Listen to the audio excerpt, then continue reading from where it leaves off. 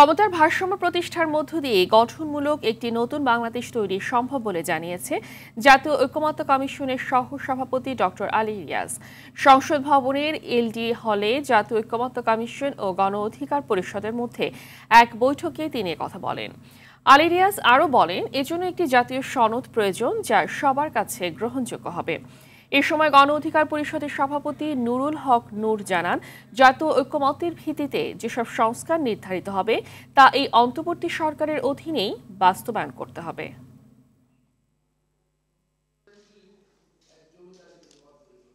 ঐকমত্য কমিশনের লক্ষ্য হচ্ছে এই জাতীয় সনদ তৈরি করা, যাতে করে ক্ষমতার বিন্যাসে পরিবর্তন ঘটে, যেন বাংলাদেশ তার সমস্ত সম্ভাবনা নিয়ে জাগ্রত হতে পারে।